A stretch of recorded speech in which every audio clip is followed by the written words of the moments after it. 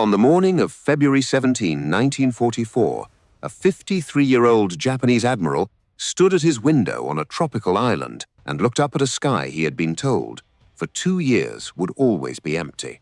It was not empty. Hundreds of American aircraft were already overhead. More were coming behind them, and 90 miles to the east, a fleet of 9 American carriers, a fleet that did not exist when this war began, was launching the largest single carrier strike in human history. His name was Masami Kobayashi. He commanded the 4th Fleet of the Imperial Japanese Navy at Truk Lagoon, a place his admirals had called, with absolute confidence, the Gibraltar of the Pacific, a place the Americans, they said, would never dare attack. In 48 hours, that fortress would no longer exist.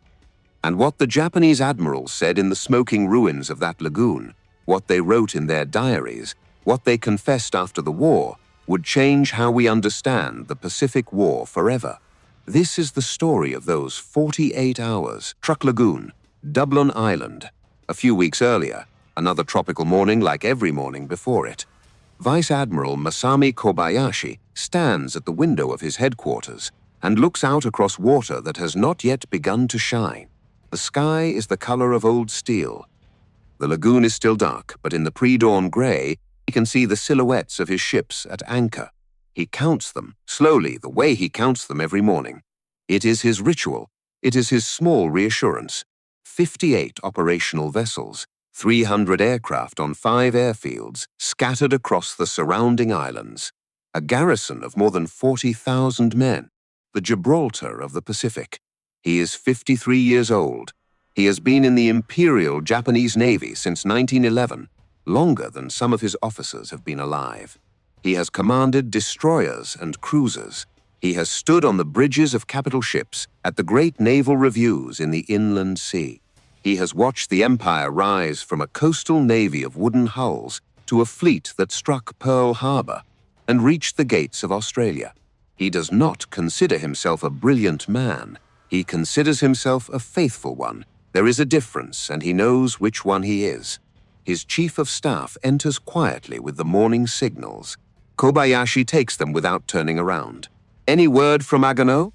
he asks. "She has been delayed, sir. We expect to report later today." Kobayashi nods. He files this in the same compartment where he files all unsatisfying information, the place where it will not disturb the morning. He has been told by every authority that matters that Truk cannot be attacked. The intelligence officers in Tokyo have told him. Admiral Koga, his commander, has told him. The chart of the lagoon itself tells him. 4 narrow passes through the reef. All of them mineable, all of them watched, all of them suicide to an enemy fleet trying to enter under fire. The Americans, he has been assured, will not come here. They are still fighting their way up through the Solomons. They are still bleeding in the Marshalls. They are still rebuilding what was lost at Pearl Harbor. He believes this. He believes it because the alternative is unthinkable, and the Imperial Japanese Navy does not train its officers to think the unthinkable. It trains them to defend the thinkable until it can no longer be defended.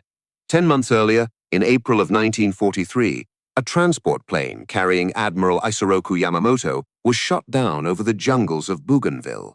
The architect of Pearl Harbor, the most famous naval officer in Japan, the man whose face had become a kind of icon to his sailors, gone in an instant, killed by American P-38 fighters that had flown 1,000 miles on a single piece of decoded radio intelligence. The Empire mourned for weeks. The Empire also, quietly in private rooms at Navy headquarters, panicked. His successor was Admiral Minichi Koga, 58 years old. A competent and respected officer who had spent his career in the long shadow of more flamboyant men. Koga was a planner. He was cautious where Yamamoto had been bold. He believed in preservation where Yamamoto had believed in decisive action. When he took command of the combined fleet, Koga inherited 2 things. He inherited a navy that had already begun to lose more ships than it could replace. And he inherited the unshakable doctrine of the Kantai-Kessen, the decisive battle, the single great clash of fleets that would, in one afternoon, restore everything. Koga believed in the decisive battle. He simply did not believe that 1943 was the time to fight it, so he waited. He waited at Truk through the summer. He waited as the Americans took Tarawa in November. He waited as they took Kwajalein in early February. He waited, and he protected his battleships, and he wrote careful operational plans that assumed the enemy would attack on his terms, in his time, in waters of his choosing. He did not yet understand that the enemy had stopped asking for his terms, February 4th, 1944, 12 days before Agano dies, 2 weeks before everything else. The morning is clear over Truk. The lagoon is quiet. Kobayashi is at breakfast when the telephone rings. Admiral, 2 enemy aircraft very high, heading 090. They have already passed over. He sets down his cup. He listens. The duty officer continues. Altitude estimated at 20,000 feet. We could not engage. They were too high for our fighters and too fast for the guns. Kobayashi asks one question. What kind of aircraft? There is a pause on the line. 4-engined, heavy bombers. American Marine Corps markings. We believe they were PB-4Y Liberators, operating out of the Southern Solomons. Kobayashi sets the receiver down very slowly. He walks to the window. The lagoon is bright now. The water is a deep tropical blue. The ships are still at their moorings. The cranes are still working. The seaplanes are still taking off from the small harbor on Eaton Island. Everything looks exactly the way it has looked for 2 years. And yet, somewhere overhead, somewhere in the cold, thin air above his fortress, 2 American aircraft have just photographed every ship he has. They have counted his tankers. They have measured the spacing between his cruisers. They have marked his airfields, his fuel dumps, his repair facilities, his ammunition depots. They will land in the Solomons by afternoon. The film will be developed by evening. The photographs will be on Admiral Nimitz's desk in Pearl Harbor within 36 hours. And Kobayashi understands, in a way he has not allowed himself to understand before, that the Americans have not been waiting for him to invite them. They have been preparing to come without an invitation. He says nothing for a long minute. Then he tells his chief of staff, "Send the report to Palau. Admiral Koga must know tonight." 6 days later, February 10, 1944, the reply from Admiral Koga arrives in the form of a coded signal that takes the cipher officers an hour to decode. When Kobayashi reads it, he reads it twice. Then he reads it a third time. It is not what he expected. He expected reinforcements. He expected an order to disperse the fleet, to bring additional anti-aircraft batteries forward, to move fighter squadrons in from the Marianas. He expected the kind of message a commander sends when a fortress has been compromised but will still be held. That is not what Koga has sent. The order is short, it is precise, it is final. The super battleship Musashi will sail for Palau immediately. The fleet carriers will sail for Palau immediately. The heavy cruisers will sail for Palau immediately. The combined fleet, in essence, will sail for Palau immediately. What will remain at Truk? The auxiliaries, the merchant ships, the fleet oilers, the repair vessel Akashi, the light cruisers Naka and Katori, a handful of destroyers, the aircraft on the 5 airfields, the 40,000 soldiers and sailors who cannot be moved. And Kobayashi, he sets the order down on his desk. He does not speak for several seconds. His chief of staff waits, the way good chiefs of staff wait, in respectful silence. Finally, Kobayashi says, almost to himself, "He is taking the sword, he is leaving us the scabbard." It is not bitterness, it is observation. Koga has made the correct strategic decision. He has chosen to preserve the capital ships that will be needed for the decisive battle that is still coming, somewhere, sometime. He has chosen to abandon the position that cannot be defended in order to save the force that might still win the war. It is correct. It is also a sentence of death for everything left behind. Kobayashi knows this. He does not write it down. Over the next 4 days, between February 10 and February 14, the heart of the combined fleet slips out of Truk Lagoon. Musashi sails first, gray and enormous, the largest battleship in the world, then the carriers, then the heavy cruisers. They depart at night in small groups to avoid alerting any American submarine that might be watching. The departures do alert American submarines. The submarines watch. They radio Pearl Harbor. Pearl Harbor radios Admiral Raymond Spruance, who is already at sea with the fastest, largest, most modern carrier task force the United States Navy has ever assembled. Spruance is 57 years old. He is methodical. He is patient. He has been called the thinking admiral, and he thinks now, on the bridge of the heavy cruiser Indianapolis, about the gift he has just been handed. The fortress is half empty. The fortress does not know that he knows. He turns to his staff. He speaks quietly, the way Spruance always speaks. We strike on the 17th, before sunrise. February 17, 1944, 5:14 in the morning. Truk Lagoon. The eastern sky is the color of pale fire. The water is still dark, but the reef line is beginning to glow with the first light of dawn. On the outer rim of the lagoon, on a small coral island the men call Otter, a single Japanese lookout sits in a wooden tower with a pair of binoculars and a thermos of cold tea. He is 20 years old. His name is not recorded in any history. He has been on watch since 2 in the morning. He is tired. He has seen nothing all night, except stars. Then he sees the stars move. He blinks. He raises the binoculars. He looks again. They are not stars. There are dozens of them. No, hundreds. Small black shapes against the brightening sky. They are moving. They are moving fast. They are moving together. And they are coming from the east, from the direction of the rising sun. From the direction the Imperial Japanese Navy had been told no enemy would ever come. He grabs the field telephone with hands that have begun to shake. He shouts the words that, somewhere in the operations bunker on Dublin Island, will reach Vice Admiral Masami Kobayashi 12 seconds later. The words that will, in the next 48 hours, end the myth of the Gibraltar of the Pacific forever. Enemy aircraft! Enemy aircraft! Enemy aircraft! The sun has not yet risen, but the future is already in the sky. 5:14 in the morning. The lookout's voice has been heard. The telephone lines across Dublin Island begin to ring. But 90 miles to the east, beyond the curve of the horizon, the first American aircraft are already in the air. USS Yorktown, CV-10, flagship of Task Force 58. Vice Admiral Mark Andrew Mitcher stands on the flag bridge in a leather jacket and a long-billed cap that he has worn for so many years it has become part of him. He is 56 years old. He has been a naval aviator since the days when the airplane was still mostly a rumor. He commanded the carrier Hornet at Midway, where Torpedo Squadron 8 took off from his deck and did not come back. Not one of them. He knows what carriers can do. He knows what carriers cost. This morning in the dark, he has launched the largest single carrier strike of the Pacific War so far.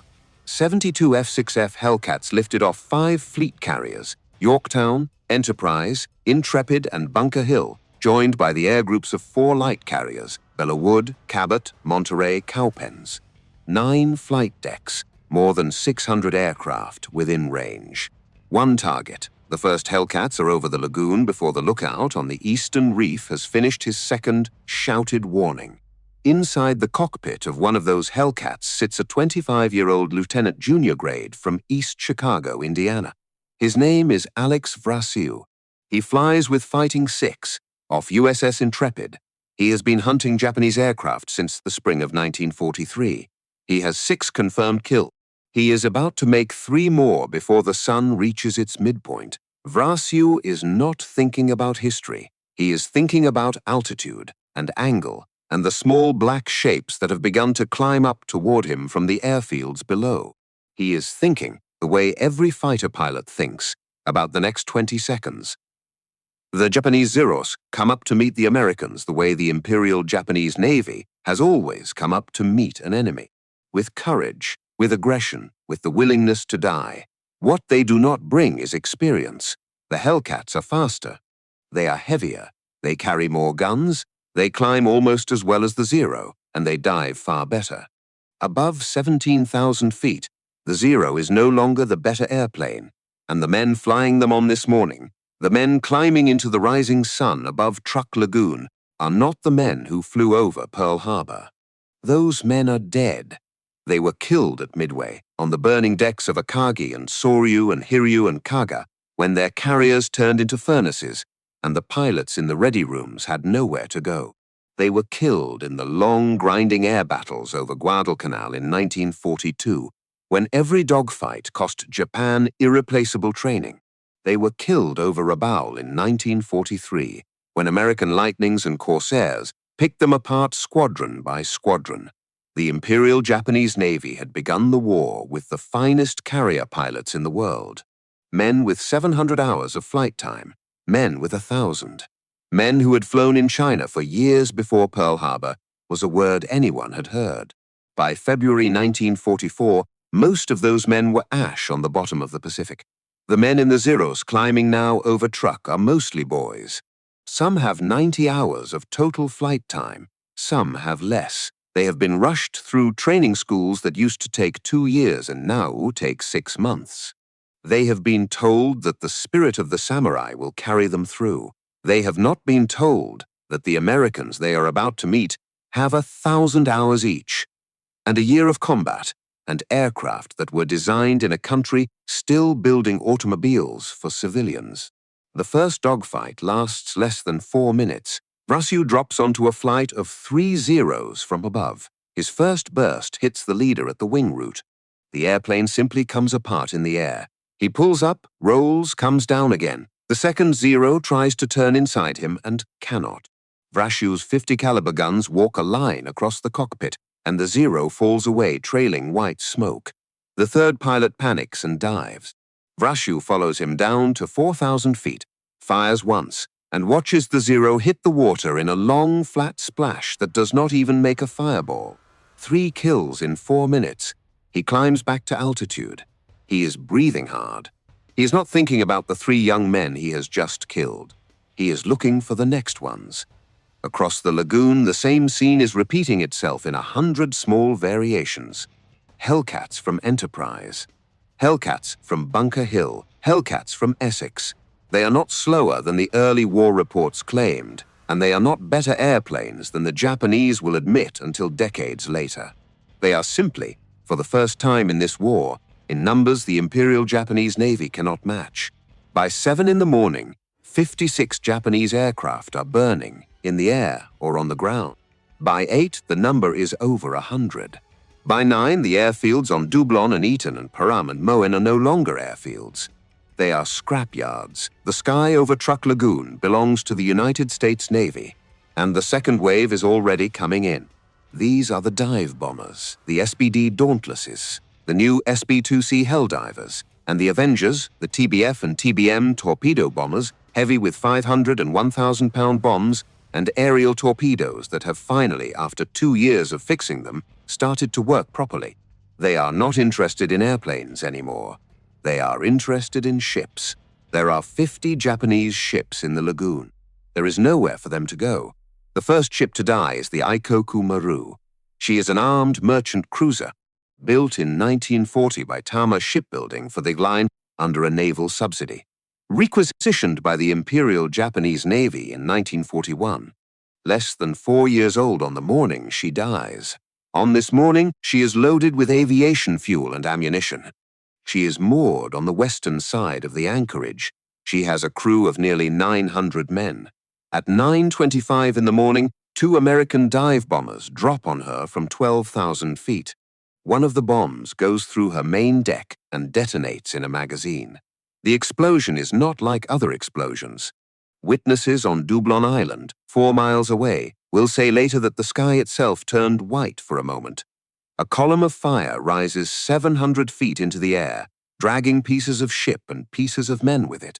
The shock wave knocks down trees on the shore. It shatters windows on every island within sight. It also destroys one of the American aircraft that just dropped the bomb. The pilot, climbing away in the half-second after release, is engulfed in the rising fireball before he can react. The airplane and its crew simply vanish. No wreckage, no parachutes. The United States Navy will list the names as missing in action, and the families will be told months later that there was nothing left to bury. Ikoku Maru is gone in under 30 seconds. Of her 900-man complement, only a handful survive. She is the first. She is not the last. Behind her, the fleet oilers begin to die. Shinkoku Maru takes 3 direct hits and starts pouring burning oil across the lagoon. Fujisan Maru, loaded with high-octane aviation gasoline, becomes a tower of orange flame that climbs higher than her own mast. The thick black smoke rolls across the water. Within an hour, the surface of the lagoon is on fire in a dozen places at once. Men who jump from sinking ships find themselves swimming in burning gasoline. The light cruiser Naka, trying to get underway, makes it perhaps 400 yards before two Avengers from Bunker Hill put torpedoes into her port side. She rolls over and sinks in less than 3 minutes. Most of her crew goes down with her. By 11 in the morning, the lagoon is no longer a lagoon. It is a graveyard with no markers. But the killing is not only happening inside the reef. 90 miles out, Vice Admiral Mitchell's carriers turn into the wind to recover their first wave. And at about the same time, 20 miles west of the lagoon's entrance, a second American formation is closing on Truk from a direction the Japanese never expected. This is Task Group 59, the Surface Action Group, and it is being led, personally, by Admiral Raymond Ames Spruance. Spruance does not have to be here. He is the commander of the Fifth Fleet. He is the senior officer in the entire Central Pacific. He could be 1,000 miles away, at his desk, reading reports.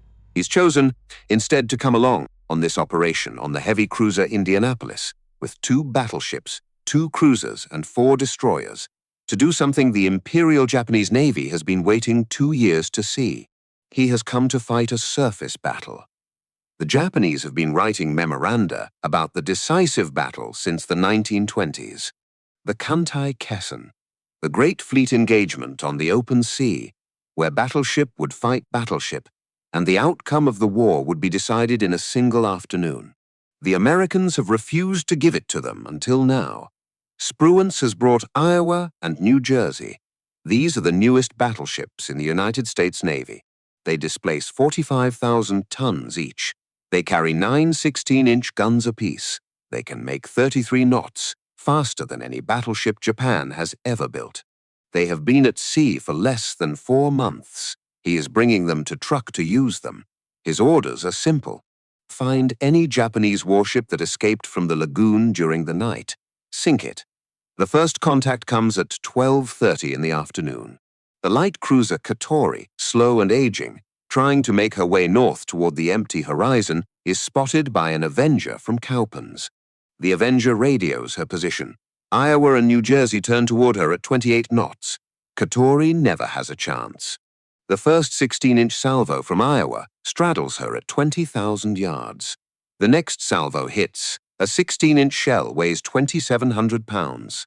It travels at twice the speed of sound.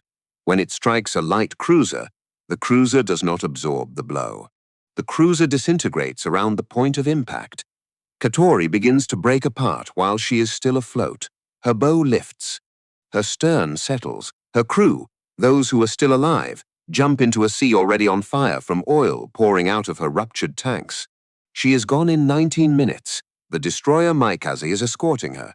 Maikaze is less than 3 years old. She displaces 2,000 tons. She has 6 5-inch guns in 3 twin mounts and 8 torpedo tubes. Her captain knows, the way every Japanese destroyer captain knows, what is expected of him. He turns toward the American battleships. He runs his torpedoes out. He fires a full spread of long-lance torpedoes at maximum range. They are the best torpedoes in the world. If even one of them hits Iowa or New Jersey, it will change the battle. It might even change the war. The torpedoes run true.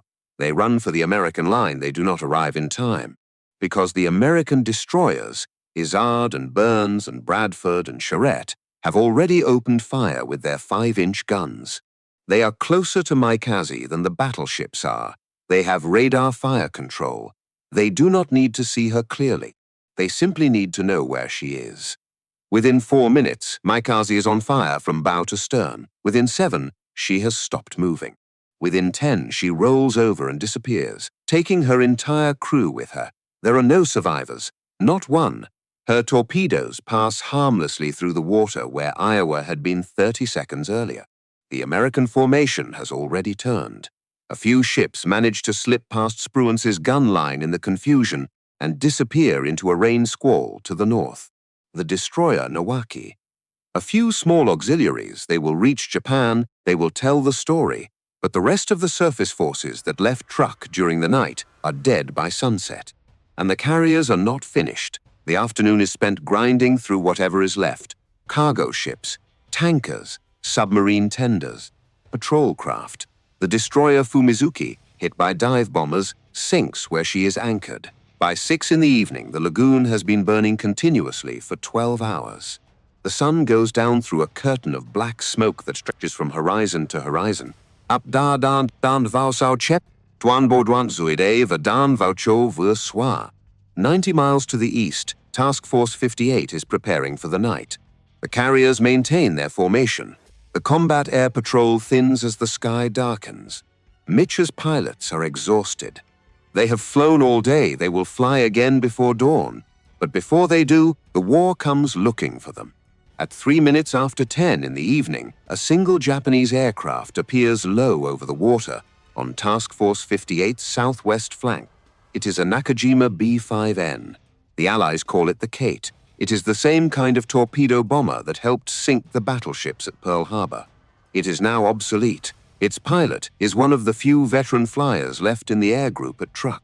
He has been told that an American carrier task force is operating somewhere east of the atoll. He has been ordered to find it. He finds it. The raider on the American picket destroyers catches him too late. He drops his torpedo at 600 yards. The torpedo strikes USS Intrepid on the starboard side, aft, just below the waterline. Intrepid is brand new. She has been in commission for less than 6 months. The torpedo blows a hole the size of a delivery truck in her hull. Her steering jams hard over. She begins to circle, helpless in the middle of the formation, while damage control parties flood compartments to keep her on an even keel. 11 sailors are killed. Most of them are in their 20s. One of them is 19 years old. He had written a letter home that morning that he had not yet finished. The Japanese pilot disappears back into the dark. He does not make it home. Neither side will ever know exactly where his plane came down. Intrepid does not sink, but she is finished as a fighting ship for this operation. By morning, she will be limping east, escorted by destroyers, on her way to Pearl Harbor for repairs that will take 3 months. Word of the strike reaches Mitcher on Yorktown within minutes. He does not cancel the night operation. He does not even delay it. He simply tells his staff to maintain formation, increase the picket screen, and proceed as planned. Because the Americans on this same night are about to do something the Imperial Japanese Navy has never seen before. They are going to keep attacking after dark. USS Enterprise, the Big E, the oldest American fleet carrier, still afloat. On her flight deck, in the cold tropical night, 12 TBF Avengers are being prepared for a mission that has never been flown before in the history of the United States Navy. They are going to bomb at night, by radar, from a carrier. The man leading the strike is Lieutenant Commander William Inman Martin. He is 33 years old. He commands Torpedo Squadron 10. He has been pushing for night carrier operations for over a year, against the doubt of more senior officers who consider night bombing impractical, dangerous, and probably impossible. Tonight, with one of Mitcher's carriers already wounded and limping east a few miles away, he is going to prove them wrong. The Avengers carry the new airborne radar in their bellies. The pilots have been trained, in secret, in overwater bombing runs in total darkness. They have practiced for months. Tonight is the first time they will do it for real, against a real enemy, with real anti-aircraft fire coming up at them. Martin briefs his men in the ready room. The briefing is short. There is not much to say. They have been over it 100 times. At 11 minutes after 2 in the morning on February 18, the first Avenger rolls down Enterprise's deck and lifts into a sky that has no moon. The Japanese on Truk do not hear them coming. The radar operators on the ships, those few who have radar, do not see them. The lookouts see only stars and smoke. The first warning of the attack is when the bombs begin to fall. In the next 2 hours, Martin's 12 Avengers will hit roughly a third of the remaining shipping in the lagoon. They will bomb tankers. They will bomb freighters. They will bomb everything that has a wake, a wireless signal, or a recognizable shape on radar. And they will do it without losing a single airplane. It is the most successful single carrier strike of the war so far. It is also the moment the Imperial Japanese Navy understands, in a way it has not understood before, that night is no longer safe. There is no longer any time of day when the Americans cannot find you. 2 American battleships have humiliated the Imperial Japanese Navy in a daylight surface action. 12 American torpedo bombers have invented night carrier warfare, and 1 Japanese pilot in an obsolete airplane on a one-way mission has reminded the United States Navy that the war is not a one-sided thing. No one in this story is invincible. No one in this story will go home unchanged. The sun comes up on February 18 over a lagoon that no longer functions as a Navy base. Vice Admiral Kobayashi has not slept. He has spent the night in his command bunker on Dublon Island, listening to reports come in that are not reports anymore. Tankers gone, cargo ships gone, repair facilities gone, fuel reserves gone, Naka gone, Katori gone, Aikoku Maru gone. The repair ship Akashi, the only one in the Central Pacific, beached and burning on the shore of Pfeffern Island. He drafts a final message to Admiral Koga at Palau. It is short, it does not editorialize, it does not argue, it does not blame. It simply states what the morning has confirmed. Truk Lagoon is no longer a strategic asset of the Imperial Japanese Navy. He signs the message and hands it to his radio officer. Then he walks to the window of his command bunker and looks out across the harbor he has been told all his life was untouchable. The lagoon is full of dead ships. The sky is full of American aircraft, coming in for one final pass to finish anything still afloat. And somewhere behind him, in a city he will never see again, a teletype is already starting to print out the orders that will end his career. But that part of the story is still a day away. By the late afternoon of February 18, the American carriers turn east and disappear over the horizon. There is no parting salvo, no victory signal, no farewell. Task Force 58 simply finishes its work and moves on to the next objective, the way a man closes a door behind him without looking back. The lagoon they leave behind is unrecognizable. 270 Japanese aircraft destroyed. Roughly 50 ships sunk. More than 200,000 tons of shipping, oilers, transports, repair vessels, light cruisers, destroyers, gone in 48 hours. The fuel reserves that were meant to sustain the combined fleet for another year are burning on the surface of the water. The repair ship Akashi, the only one of her kind in the Central Pacific, lies broken and smoking on the beach of Pfeffern Island. She will be finished off by another airstrike 5 weeks later. By then, no one will be left to repair anything anyway. Vice Admiral Masami Kobayashi spends the evening of February 18 walking among the survivors on Dublon. There are not many to walk among. The garrison is still there, still numbering tens of thousands, but the fleet they were guarding is gone. The men salute him as he passes. He returns each salute carefully, the way he has done for 30 years. He does not speak. He has nothing useful left to say. The order from Tokyo arrives the next morning. February 19, 1944, he is to relinquish command of the 4th Fleet immediately to Vice Admiral Chuichi Hara. He is to return to the home islands at the earliest available transport. He is to consider his position at the disposal of the Navy Ministry, pending review. He reads the order once. He does not need to read it twice. It does not blame him in writing. It does not have to. In the Imperial Japanese Navy, you do not have to be told that you are finished. You only have to be told that someone else is taking your chair. Vice Admiral Chuichi Hara arrives a few days later. He is 54 years old. He commanded the 5th Carrier Division at the Battle of the Coral Sea 2 years earlier, where he watched Shokaku take 3 bombs and limp away on fire, and Shoho die in the first 10 minutes of the engagement. He has not commanded anything important since. He has been given Truk as a kind of professional rehabilitation. He arrives to find a graveyard. He will spend the rest of the war here, slowly going hungry with his men, watching American bombers come over every few weeks to flatten anything that has been rebuilt. He will surrender what is left of Truk to the United States Navy aboard the destroyer USS Stack in September 1945. Kobayashi, meanwhile, sails for Japan. He is not court-martialed. He is not disgraced in public. He is simply set aside. He spends the rest of the war in administrative posts that mean nothing. He outlives the empire he served. He dies quietly in post-war Japan, in a country that has chosen to forget most of the names of the men who lost the Pacific.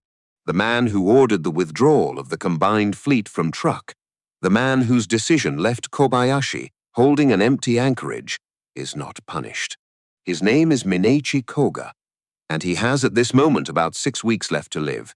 In Tokyo, the news of Truk is buried. The Naval General Staff forbids any public mention. The newspapers do not print the names of the ships that were lost. Japanese families who had sons aboard Aikokumaru or Naka or Katori or Maikaze will not learn what happened to them until after the war ends. The radio talks instead about victories elsewhere, victories that are not really victories, victories that are being invented in conference rooms to fill the silence. The empire has become a place where the truth has to be smuggled in. On March 31, 1944, 6 weeks after the smoke cleared over Truk Lagoon, Admiral Minechi Koga boards a 4-engined flying boat for an evacuation flight from Palau to Davao in the Philippines. A storm closes in. His aircraft disappears over the open sea. No wreckage is ever found. He is 58 years old. He has been Commander-in-Chief of the combined fleet for less than a year. The man who decided which ships would leave Truk and which ships would be left behind vanishes from history without a body to bury. A second aircraft carrying his Chief of Staff, Vice Admiral Shigeru Fukudome, goes down the same night near the island of Cebu. Fukudome survives the crash. He is captured by Filipino guerrillas before dawn. In the wreckage, in a watertight case that drifts ashore in the morning, the guerrillas find the entire defensive war plan of the Imperial Japanese Navy. The document is called the Z Plan. It lays out in detail how Japan intends to fight the next great battle for the inner defensive perimeter, the line that runs through the Mariana Islands. The guerrillas pass the document to American submarine officers. It is photographed, translated, and on Admiral Nimitz's desk within weeks. 3 months later, the United States Navy will use the captured Z Plan to destroy the Imperial Japanese Navy in the Battle of the Philippine Sea, what American pilots will call the Great Marianas Turkey Shoot. The road from Truk Lagoon to that disaster runs in a single straight line. After the war, an American intelligence team interrogates Fukudome at length. The transcripts are later catalogued in the records of the United States Strategic Bombing Survey. He is asked plainly when the Imperial Japanese Navy understood that the war was lost. Fukudome, who has had a year to think about the question, gives an answer that is shorter than the interrogators expected. His answer, recorded in the transcripts, came down to one idea. After Truk, the Imperial Japanese Navy understood there was no longer any safe place left in the Pacific. That is the lesson.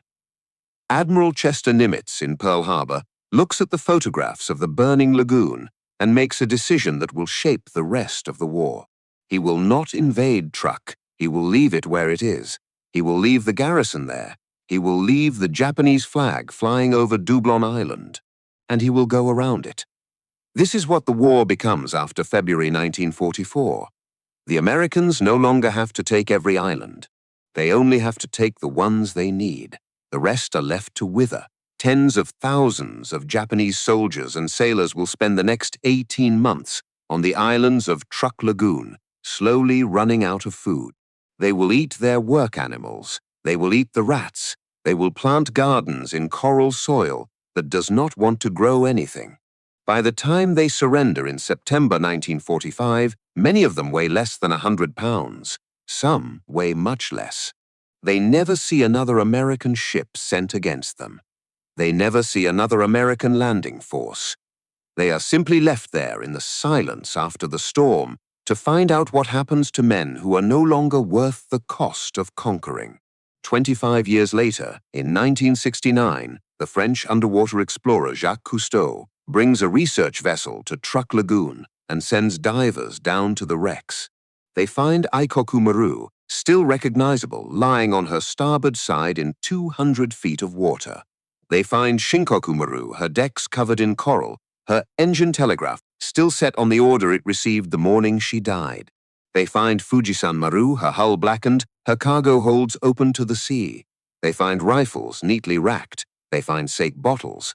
They find sailors' shoes. They find bones. In the documentary made from the expedition, Truk Lagoon is described as an underwater Pompeii. The phrase sticks. He is not wrong. Today, the wrecks are a protected dive site. Visitors come from around the world too to swim through the broken hulls and look at the rusted gun barrels and the empty engine rooms where Japanese sailors once stood watch. The water is clear and warm. The fish are abundant. The lagoon is once again the most peaceful place in the Central Pacific. But somewhere down there, in the silt and the shadow, there are still men who never came home.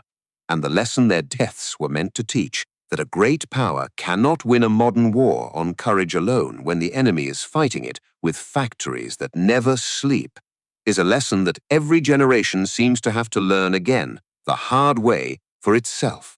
That was what the Japanese admirals saw when America's massive carrier fleet suddenly appeared over Truk Lagoon. Not a battle, not a defeat. The end of one kind of war, and the beginning of another.